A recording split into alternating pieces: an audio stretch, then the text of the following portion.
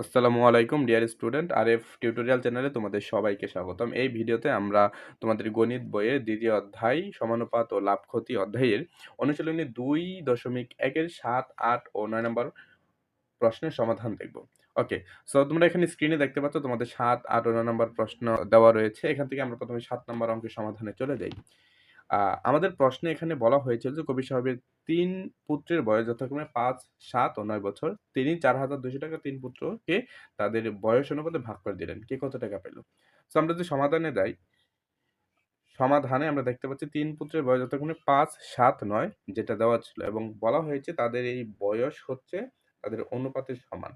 তাহলে আমরা যদি লিখি, সুতরাং টাকা ভাগ করে দেওয়ার অনুপাত হলো ৫, ৭, ৯ যেটা প্রশ্নে বলে দেওয়া হয়েছিল যে তাদের বয়সের অনুপাতে টাকা ভাগ করে দেওয়া হয়েছে। তাই আমরা টাকা ভাগ করে দেওয়ার অনুপাত বয়সের সমান লিখতে পারি। এখন যদি আমরা এই অনুপাতগুলো সবগুলো যোগ করে যোগফল পাবো হচ্ছে ২১।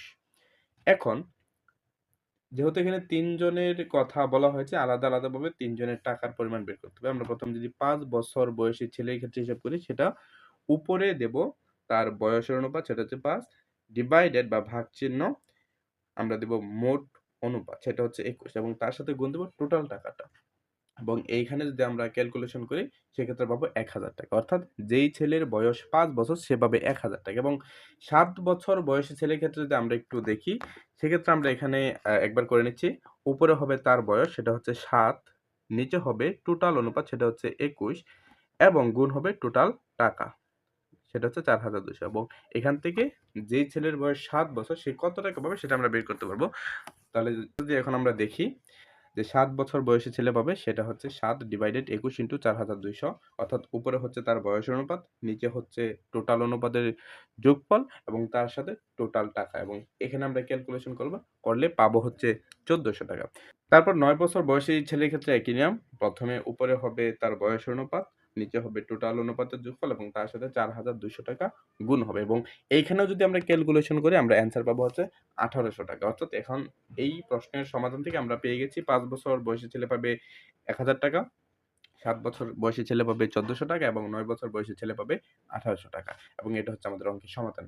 ৮ নম্বর প্রশ্নে বলা হয়েছে ২১৬০ টাকা রুমি, জেসমিন ও কাকলির মধ্যে ১:২:৩ অনুপাতে ভাগ করে দেওয়া হলে কে কত টাকা পাবে? সেইম ভাবে এখানে আমরা প্রথমে অনুপাতগুলোর যোগফল নির্ণয় করে তারপর যার, যার অনুপাত অনুসারে তার টাকাটা বের করব।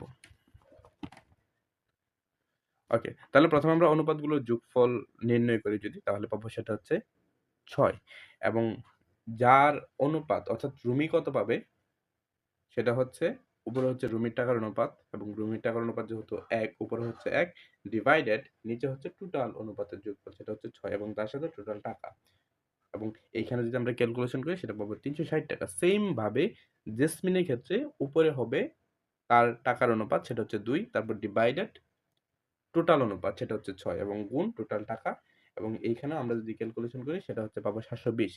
তারপর কাকলি পাবে উপরে তার টাকার অনুপাত, সেটা হচ্ছে ৩ ডিভাইডেড টোটাল অনুপাত, সেটা হচ্ছে ৬ এবং গুণ টোটাল টাকা, সেটা হচ্ছে ২১৬০ এবং এইখানে আমরা ক্যালকুলেশন করলে পাবো হচ্ছে ১,০৮০ টাকা। অর্থাৎ এখান থেকে আমরা রুমি পাবে ৩৬০ টাকা, জেসমিন পাবে ৭২০ টাকা, কাকলি পাবে ১,০৮০ টাকা, এটা বের করে নিলাম। সো এটা হচ্ছে এই ৮ নম্বর প্রশ্নের অ্যান্সার। পরে যদি আমরা ৯ নম্বর প্রশ্নের উত্তরে যাই, সেখানে বলা হয়েছে কিছু টাকা লাবিব, সামি ও সিয়ামের মধ্যে ৫, ৪, ২ অনুপাতে ভাগ করে দেওয়া হলো। সিয়াম ১৮০ টাকা পেলে লাবিব ও সামি কত টাকা পাবে নির্ণয় করো। সো আমাদের এখানে প্রশ্ন অলরেডি বলে দেওয়া হয়েছে যে সিয়াম পাবে ১৮০ টাকা। যেটা আমরা ১ম লাইনে লিখছি। ২য় লাইনে আমরা যেই তাদের অনুপাতটা দেওয়া আছে সেটা যদি লিখি ৫:৪:২ তাহলে লাবিব পাবে সিয়ামের টাকার ৫ ডিভাইডেড ২ অংশ। তারপরে যদি আমরা দেখি যেহেতু সিয়াম ১৮০ টাকা পায়, সিয়ামের অংশে ১৮০ লিখেছি ইনটু ৫ ডিভাইডেড ২ এবং এইখানে আমরা ক্যালকুলেশন করলে ৪৫০ টাকা পাবো। সেইম ভাবে পরের লাইনে আমরা সামি পাবে সিয়ামের টাকার ৪/২ অংশ। এখন আমরা যদি এখানে প্রশ্নের অনুপাতে একটু খেয়াল করি, সিয়াম এবং সামির টাকার অনুপাত হচ্ছে ৪:২। সেটা আমরা এখানে লিখছি ৪ ডিভাইডেড ২। অর্থাৎ অনুপাত দেখে আমরা বুঝতে পারতেছি যে সামি হচ্ছে সিয়ামের টাকার দ্বিগুণ টাকা পাবে এবং সিয়াম যেহেতু ১৮০ টাকা পাচ্ছে, সামি তার দ্বিগুণ পাবে। অর্থাৎ ১৮০ ইন্টু ২ সেটা হচ্ছে ৩৬০ টাকা এবং এখানে সামি পাবে ৩৬০ টাকা, লাবিব পাবে ৪৫০ টাকা এবং সিয়াম ১৮০ টাকা পাবে, সেটা অলরেডি প্রশ্নে বলে দেওয়া হয়েছে।